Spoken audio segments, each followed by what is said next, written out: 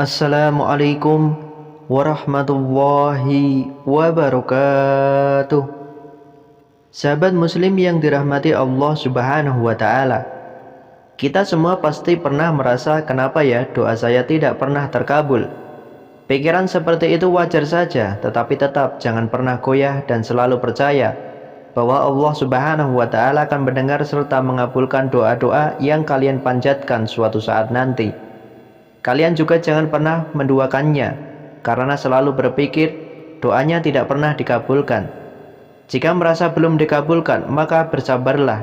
Jika Anda ingin memastikan semua doa yang Anda panjatkan didengar Allah, pada hakikatnya doa-doa dengan niat yang baik tentu akan diijabah oleh Allah subhanahu wa ta'ala, meskipun tidak tahu kapan mestinya. Allah subhanahu wa ta'ala berfirman dalam Quran surat Ghafir ayat 60 yang artinya, dan Tuhanmu berfirman, berdoalah kepadaku, niscaya akan kuperkenankan bagimu. Sesungguhnya orang-orang yang menyombongkan diri dari menyembahku akan masuk neraka jahanam dalam keadaan hina dina.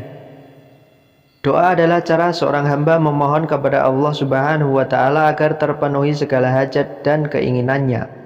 Namun meski kadang-kala sudah berdoa dengan sepenuh hati, tetap saja doa belum terkabulkan. Salah satu cara doa kepada Allah dikabulkan adalah dengan memohon dengan sepenuh hati dan yakin bahwa doa akan dikabulkan. Dalam berdoa juga sebaiknya menyebutkan nama-nama baik Allah subhanahu wa ta'ala seperti dalam Asma'ul Husna. Salah satu zikir yang sering dipakai untuk memohon adalah zikir Ya Hayyu Ya Qayyum. Ya Hayyu Ya Qayyum merupakan bacaan zikir dengan menyebutkan dua nama Allah subhanahu wa ta'ala dari Asma'ul Husna, yakni Al-Hayyu dan Al-Hayyum. Al-Hayyu memiliki arti bahwa Allah subhanahu wa ta'ala adalah zat yang maha hidup kekal abadi. Al-Hayyu juga mengandung makna bahwa Allah subhanahu wa ta'ala adalah pencipta 18.000 alam dari ketiadaan dan yang memberikan kehidupan. Tentu saja Allah subhanahu wa ta'ala tidak hanya memberikan kehidupan semata, tetapi dia juga maha menghidupi. Al-Qayyum berarti yang berdiri sendiri, tidak hanya memberikan kehidupan. Allah pula yang berdiri sendiri menjaga serta melindungi kehidupan tersebut.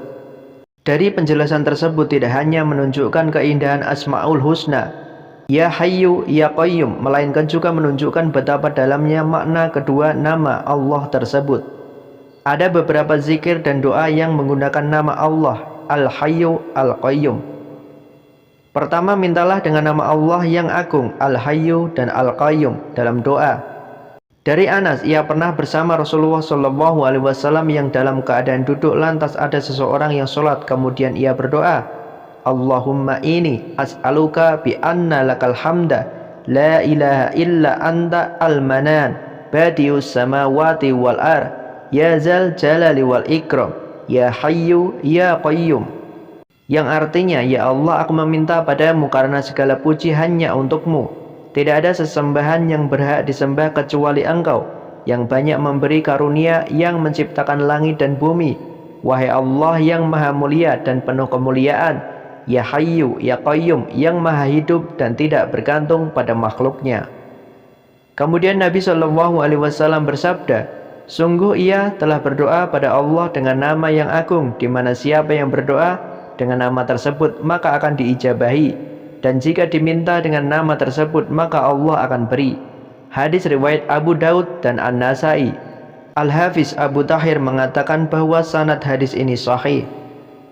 Berkah fadilahnya yang luar biasa, tidak mengherankan jika Ya Hayyu Ya Qayyum juga disarankan untuk disebut sebagai bacaan wirid. Wirid atau zikir Ya Hayyu Ya Qayyum disebut-sebut memiliki fadilah yang sangat luar biasa. Dua Asma'ul Husna, Ya Hayyu Ya Qayyum, juga dianjurkan oleh Nabi Muhammad SAW untuk dibaca sebagai wirid di pagi hari dan petang hari. Dari Anas bin Malik radhiyallahu anhu, ia berkata bahwa Nabi SAW bersabda pada Fatimah putrinya, apa yang menghalangimu untuk mendengar wasiatku atau yang kuingatkan padamu setiap pagi dan petang, yaitu ucapkanlah Ya Hayyu Ya Qayyum birahmatika astaghith wa aslih li sya'ni kullahu wa la takilni ila nafsi tofarta ainin abadan. yang artinya, wahai Rabb yang maha hidup, wahai Rabb yang berdiri sendiri, tidak butuh segala sesuatu. Dengan rahmat-Mu aku minta pertolongan. Perbaikilah segala urusanku dan jangan diserahkan kepadaku sekalipun sekejap mata tanpa mendapat pertolongan dari-Mu selamanya. Hadis riwayat Ibnu As-Sunni dalam Amal Al-Yaum wa Al-Lailah. Adapun bacaan zikir tersebut adalah Ya Hayyu Ya Qayyum La ilaha illa anta sebanyak 40 kali. Kemudian dilanjutkan membaca surat Al-Ikhlas 11 kali, Al-Falaq 1 kali, lalu An-Nas 1 kali, dan ditutup dengan membaca Subhanallah wa bihamdihi, Subhanallahil azim, Astaghfirullah sebanyak 100 kali. Selain disebut dalam zikir Ya Hayyu Ya Qayyum, juga disebut dalam doa yang dipanjatkan ketika Nabi Muhammad SAW merasa sedih.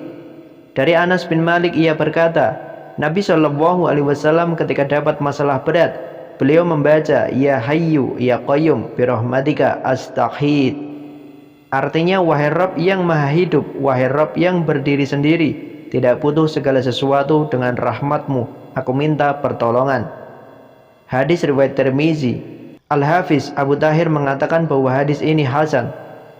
Ada juga doa yang lafadznya hampir mirip dengan lafadz di atas dari hadis Abu Bakrah radhiyallahu anhu, bahwasannya Nabi SAW bersabda, dua orang yang dirundung duka, Allahumma rahmataka arju fala takilni illa nafsi tarfata ainin wa aslih li sya'ni kullahu la ilaha illa anta. Artinya, ya Allah, dengan rahmat-Mu aku berharap janganlah Engkau sadarkan urusanku pada diriku walau sekejap mata. Perbaikilah segala urusanku seluruhnya. Tidak ada ilah yang berhak disembah selain Engkau. Hadis riwayat Abu Daud dan Ahmad. Syekh Syuaib Al-Arnaud mengatakan bahwa sanad hadis ini hasan karena mengingat adanya penguat. Kemudian ada beberapa rahasia yang bisa dilakukan untuk memastikan doa yang Anda panjatkan agar dapat mudah atau cepat dikabulkan oleh Allah Subhanahu wa Ta'ala. Yang pertama, mencari waktu yang mustajab. Kapan waktu tersebut? Ia adalah hari Arafah, Ramadan, sepertiga malam terakhir. Rasulullah SAW bersabda, Allah turun ke langit dunia setiap malam ketika tersisa sepertiga malam terakhir. Allah berfirman, siapa yang berdoa kepadaku, aku kabulkan. Siapa yang meminta padaku, aku beri. Dan siapa yang meminta ampunan, pasti aku ampuni. Hadis riwayat Muslim. Yang kedua, pada saat keadaan yang mustajab, yaitu ketika perang, turun hujan, ketika sujud, antara azan dan iqomah. Nabi bersabda, doa antara azan dan iqomah tidak tertolak. Hadis riwayat Abu Daud, Nasa'i, dan Tirmizi. Nabi bersabda, keadaan terdekat antara hamba dengan Tuhannya adalah ketika sujud, maka perbanyaklah berdoa. Hadis riwayat Muslim. Yang kesembilan, menghadap kiblat dan mengangkat tangan. Kiblat adalah arah yang dituju semua umat Islam dalam melaksanakan ibadah, seperti sholat maupun berdoa. Sebab Rasulullah SAW, seperti yang diriwayatkan dari beberapa perawi hadis, menyebutkan bahwa beliau dalam beberapa kesempatan menghadap kiblat ketika berdoa, tetapi hal ini bukanlah suatu keharusan melainkan anjuran. Selain itu, dalam doanya Rasulullah SAW juga mengangkat kedua tangannya dengan tegas sambil menghadap kiblat. Dari Jabir radhiyallahu anhu, Nabi SAW ketika berada di padang Arafah, beliau menghadap kiblat dan beliau terus berdoa sampai matahari terbenam. Hadis riwayat Muslim. Yang keempat, khusyuk, rendah hati dan penuh harap kepada Allah. Allah berfirman, sesungguhnya mereka adalah orang-orang yang selalu bersegera dalam mengerjakan perbuatan-perbuatan yang baik, dan mereka berdoa kepada kami dengan harap dan cemas, dan mereka adalah orang-orang yang khusyuk kepada kami. Quran Surat Al-Anbiya ayat 90. Yang kelima, bersuara lirih, tidak teriak-teriak. Allah juga berfirman, berdoalah kepada Tuhanmu dengan berendah diri dan suara yang lembut. Sesungguhnya Allah tidak menyukai orang-orang yang melampaui batas. Quran Surat Al-A'raf ayat 55. Yang keenam, memuji Allah dan bersolawat kepada Nabi. Sebelum mengucapkan suatu permintaan dalam berdoa, ada baiknya kalian memuji Allah Subhanahu wa Ta'ala dengan membaca kalimat zikir. Ini dilakukan tentu untuk menyanjungnya sesuai kedudukannya yang maha suci. Nabi pernah mendengar ada orang yang berdoa dalam sholatnya dan dia tidak memuji Allah dan tidak bersolawat kepada Nabi.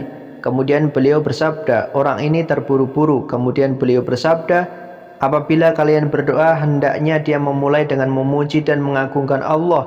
Kemudian bersolawat kepada Nabi Shallallahu Alaihi Wasallam. Kemudian berdoalah sesuai kehendaknya. Hadis riwayat Ahmad. Yang ketujuh, wajib yakin kalau doa pasti terkabul, jangan pesimis. Nabi bersabda, janganlah kalian ketika berdoa mengatakan, ya Allah ampunilah aku jika engkau mau. Ya Allah rahmatilah aku jika engkau mau. Hendaknya dia mantapkan keinginannya karena tidak ada yang memaksa Allah. Hadis riwayat Bukhari dan Muslim.